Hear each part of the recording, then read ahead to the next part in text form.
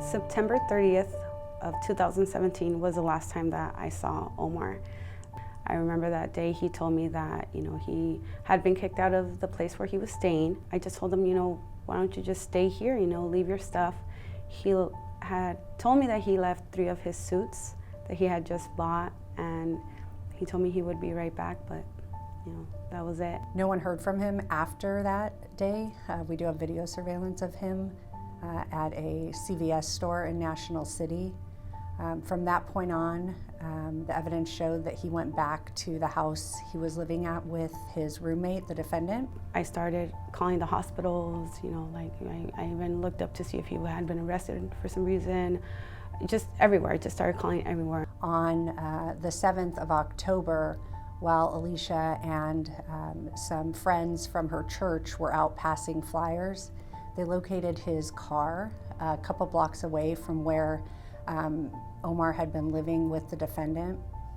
Alicia was there when the Chula Vista police officer arrived, and Alicia and her friend asked the officer to please go do a welfare check at the house. They were able to go to the place and, find that the place was like they were starting to take it. He was starting to take it down, tear down the place where we assumed he murdered my brother. Because of that, because somebody went and the officer turned on the body-worn cam, and that was like perfect evidence. We now know the identity of the man found stuffed in a barrel floating in the bay. Chula Vista police say the victim is 28-year-old Omar Medina. On October 12th, a barrel was found floating in the San Diego Bay.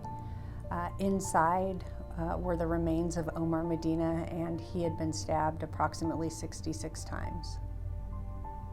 I think I was just in shock, but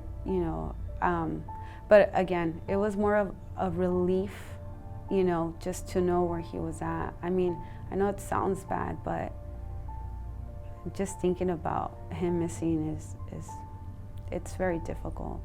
Officers were able to get search warrants and go back to the residence at McIntosh. When they got there and executed the search warrant, the room had been completely gutted in one area where the window had been broken out and that puddle of water was.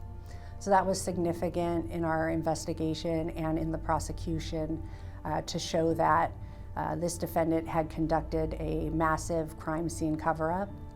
So the Chula Vista Police Department did a lot of work on this case, and while they were investigating the case, they were able to determine that the defendant had a friend who lived out in El Cajon.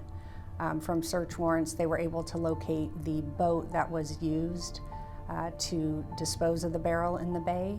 On the video surveillance that we found from October 11th, which was the day before the barrel was discovered, you could see a green truck that was being driven, towing a bass tracker boat, and in the bed of the truck was a white 55-gallon drum.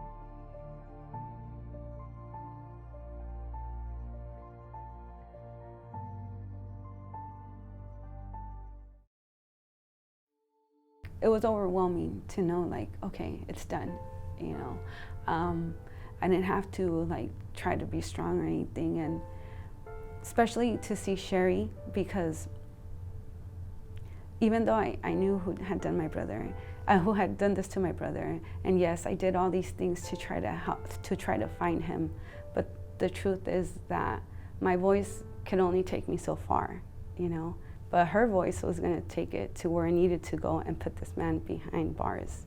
And I know that my forgiveness probably means nothing to you, because it really can't do anything for you.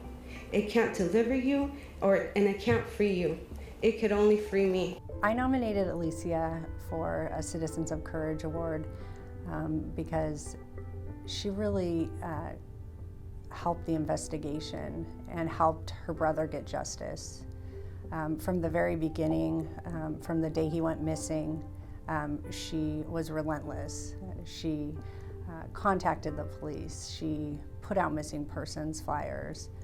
She really loved her brother a lot, and she was going to make sure that he wasn't forgotten. And she showed up to court at every single appearance, and there were many of them over a 2-year period. What I did for my brother, I did it out of love. And I don't believe that I did anything anybody else wouldn't have done for somebody that they love.